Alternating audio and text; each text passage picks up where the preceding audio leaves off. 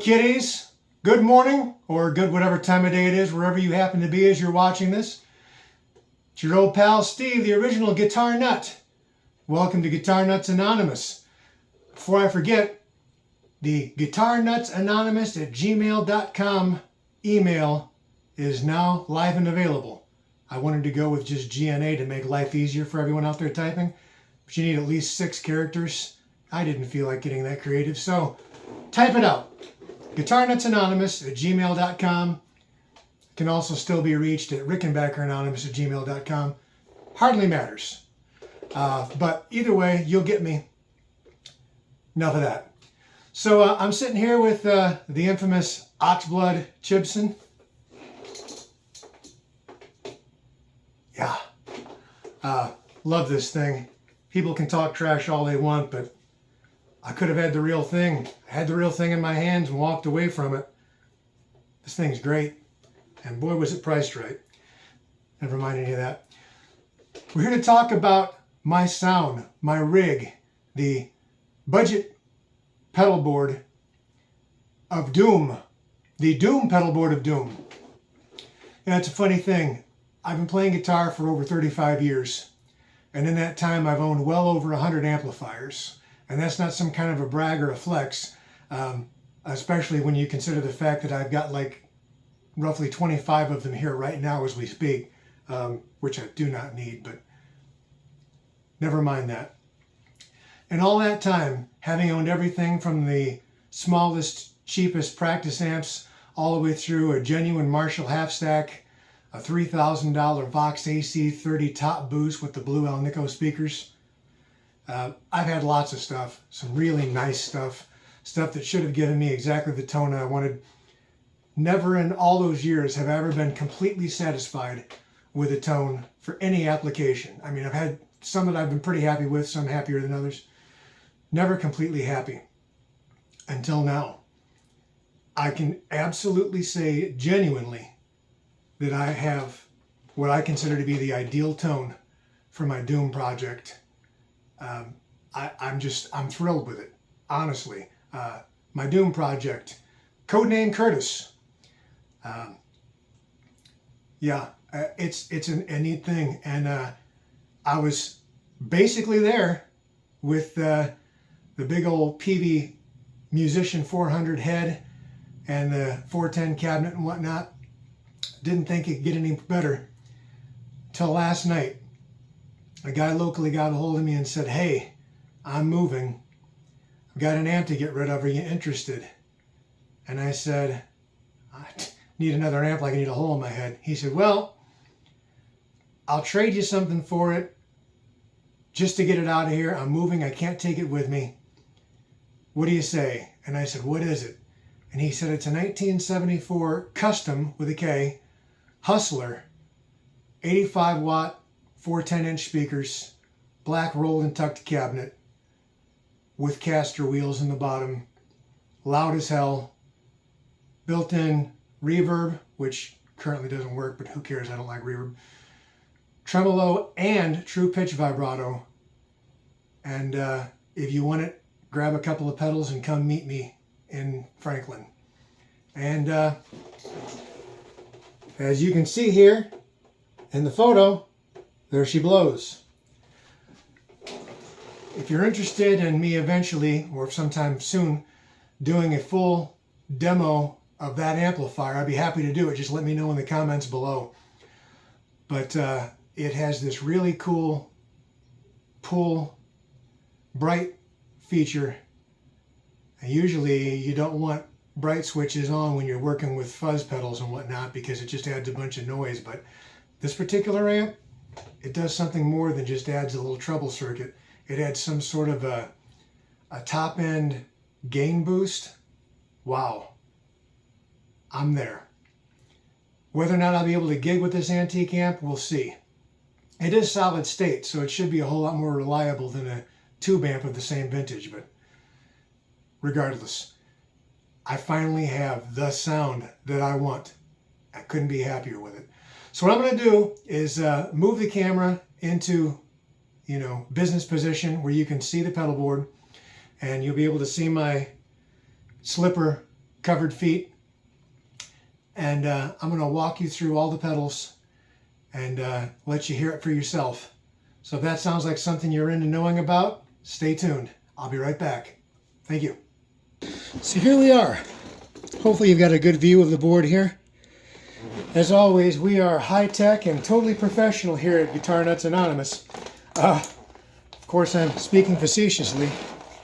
Actually have the camera, which of course is my old phone,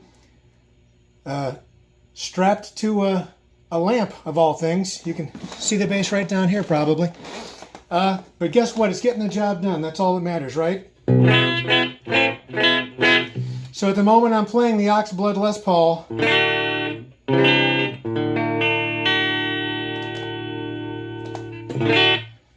Yeah, and I'm just going to walk you through the various pedals here and what they do. And you're going to notice right away that there's already been some major changes made since last I showed you the board. But as I said before, it's a work in progress, although I'm pretty confident that at this point I've got it in what will ultimately be its final configuration. I'm feeling really good about it. So first up in the line, we've got the Sonic Cake octave pedal, which you'll notice not one but both of the MXR Blue Box octave fuzzes are now gone.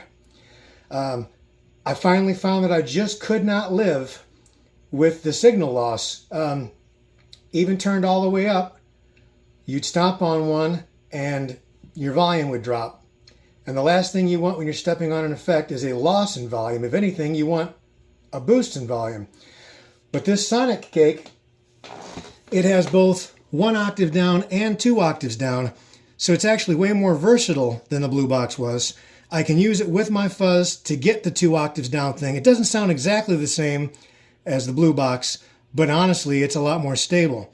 But it also has an infinitely more usable 1 octave down feature, which I'll be using extensively.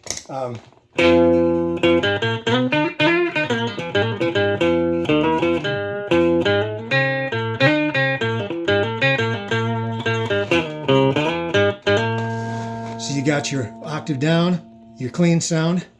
And if I want to switch over to the 2 octaves down,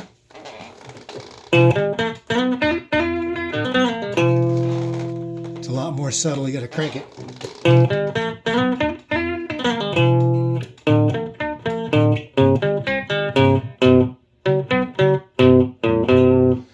But as I said, I'll be using it a lot more for a 1 octave down thing because that's actually quite usable, especially with my drive going. Next up, MXR compressor. I won't bother to demonstrate that because the compressor's hard as heck to hear unless it's in context. Basically, it's going to get used in the heat of battle when we're on stage playing loud and I need a little more definition in my tone. This bad boy will allow things to cut through. So that's simply what that is. Next up, everyone's favorite phaser, the MXR Phase 90. Van Halen used one and virtually everybody else in the 80s. I'm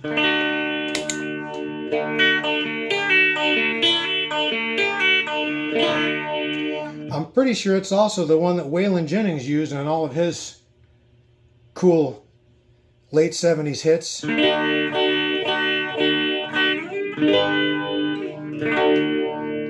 So there's that. Now, next up is my drive section, but I'm actually going to gloss over that for the moment for the simple reason that this is considerably more involved than it originally was. You will notice that the MXR Prime distortion is gone. I've determined that I don't need multiple types of drive. I just need one incredibly good drive tone, which I've accomplished, and I'll show you how in a few minutes. So we come out of the drive section into the MXR micro flangers. And as I mentioned before, I have a pair of them. Why? Because I like one to be flangey and one to be chorusy. So here's the flangey.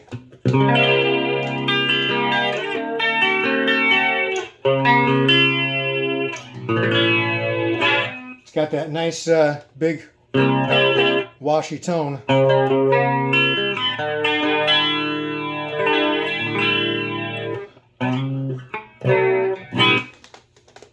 Next up is the second micro flanger.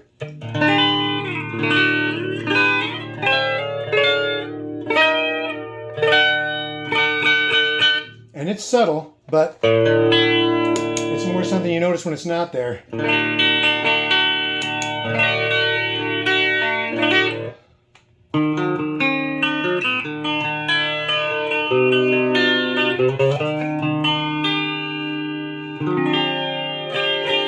Yeah, love it.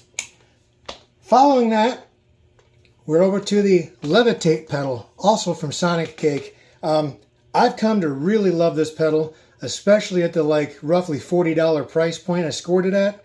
We've got a lovely delay over here.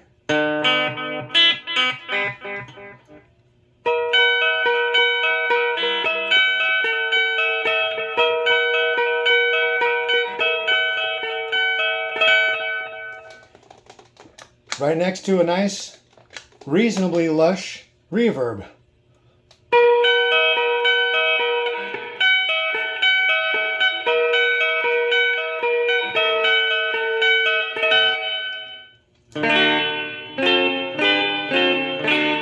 All the reverb I'll ever need. It pairs nicely with its own delay, of course.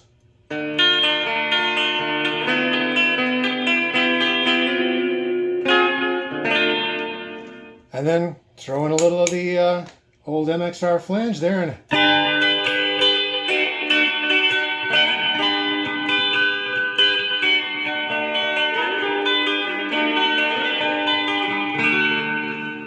so I got some lovely effects going here when I need them. Now, it actually comes out of the Levitate pedal down here to this little incredibly inexpensive GT EQ pedal that I have set for just a couple of subtle boosts. It's basically a unity gain, but it just brings out some of the frequencies that I enjoy. Out of there into our noise gate, which clearly works. Well, clearly, you haven't heard the gain yet, but take my word for it, it does a good job. I think these were roughly $20 a piece. Lovely utility pedals. Out of the noise gate, up here into the micro amp, which is, you think you probably well know if you have any experience with these at all, it's literally just a nice clean boost.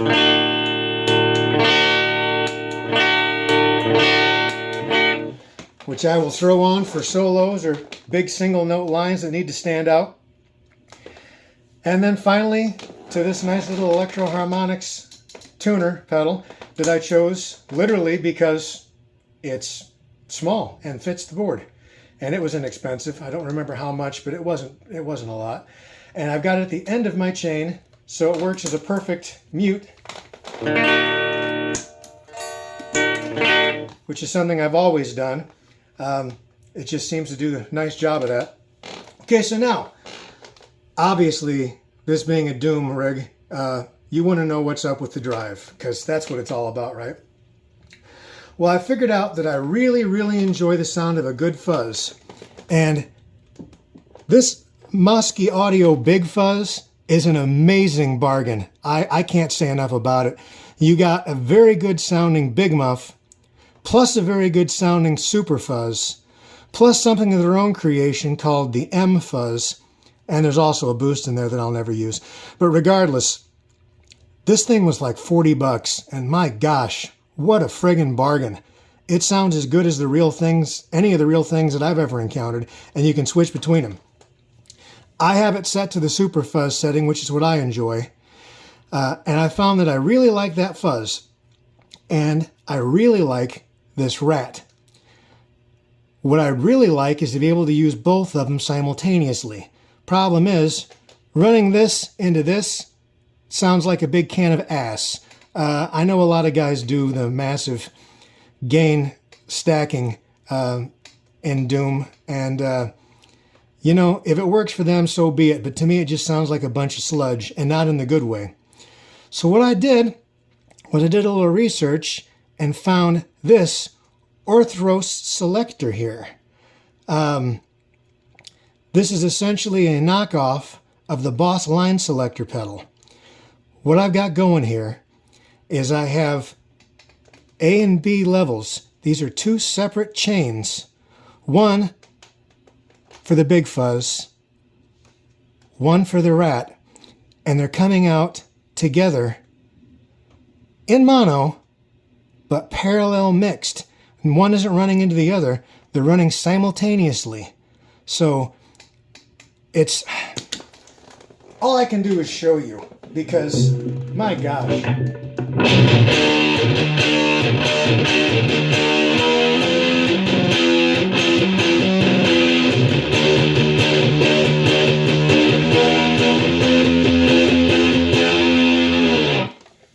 It is exactly the tone that I wanted, especially paired with this new custom amp with its little bit of a top boost function. Although honestly, this sounded absolutely wonderful with the PV Musician head. I'm pretty confident that this tone would work with virtually any amplifier I threw at it, but it especially loves this custom 410 Hustler amplifier. So, as I was saying, we've got those two pedals coming in together separately and then joining. So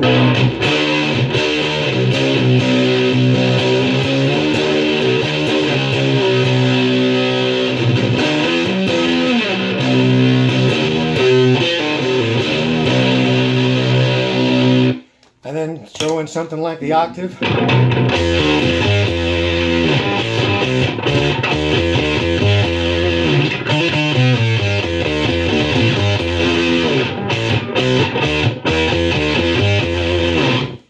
Yeah, all the things sound great with this. I can stack on all my crazy effects.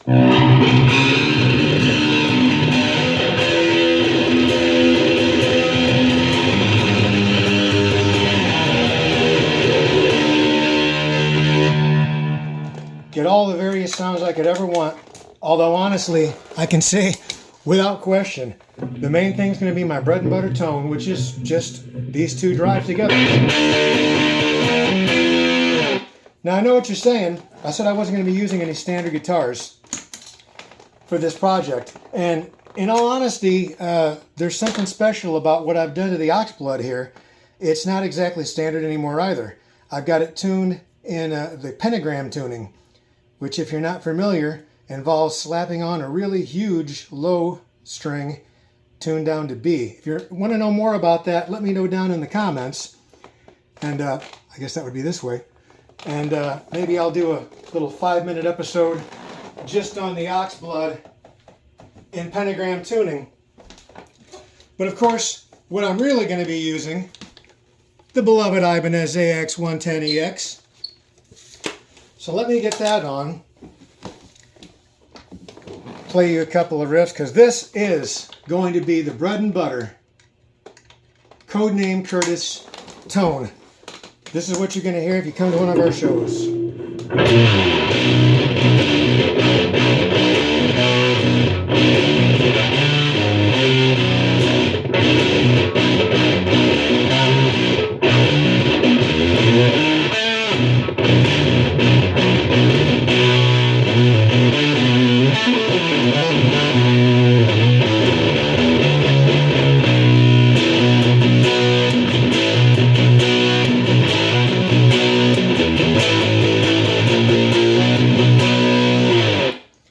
It is everything I could want. It's got a bit of that chainsaw thing. It's got the fuzz. It's got the drive.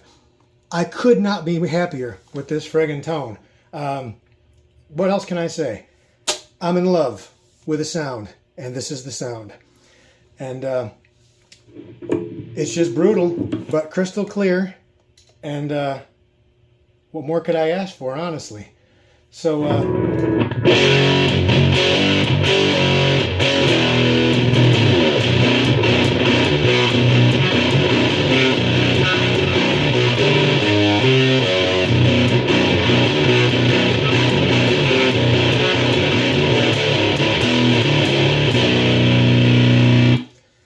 so there it is, the Doom Rig of Doom, at the risk of sounding redundant. So, turn this camera off, put it back on me. So yeah, there it is. Brigadoon. It's not a musical. Oh, that's Brigadoon. Never mind. I'm a comedian. What can I say? So there it is, guys. I hope you've enjoyed this little series of me putting together this board. And as you can see, never assume that anything is ever going to stay the way you planned. It's kind of like doing a remodel on a house. Always budget for roughly double what you expect in both time and money, resources. Yeah. So, without any further ado, I'm going to get out of your hair. If you're interested in knowing about the pentagram tuning thing on the Oxblood Les Paul, let me know. If you want to know more about this parallel drive stacking situation, let me know. I can definitely do a more in-depth examination of that. It could absolutely be the key to your tone as it's the key to mine. And keep in mind, it doesn't just have to be drive. You can have entire chains of pedals, you know, going separately and then mixed together. You could have multiple modulation sources that instead of stepping on each other, come out at the same time. Maybe you like your flange and you like your phase, but you want them both at the same time and not stepping on each other. That's totally doable. And by the way, I should mention, you know, this $40 thing keeps coming up, but I believe that line selector pedal there, that was about 40 bucks. That just seems to be the sweet spot these days for really killer, you know, cheap imported pedals that really do a great job and sound good. And as far as I can tell, are robustly built, and I got nothing bad to say about it. You'll be hearing from me again over the next couple of days because I'm going to do some pedal shorts. They won't really be shorts because I think a short's technically 1 minute. They're going to be 5-minute pedal reviews. And I'm going to start trying to do one every day that I'm not doing something else, as I had mentioned before. But if you don't tune in before then, although I sincerely hope you do, we're about 4 days away from United States Thanksgiving.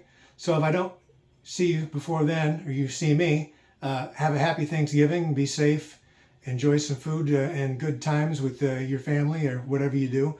Unless you're completely against all that and just want to sit home and play your guitar, I cheerfully endorse that as well.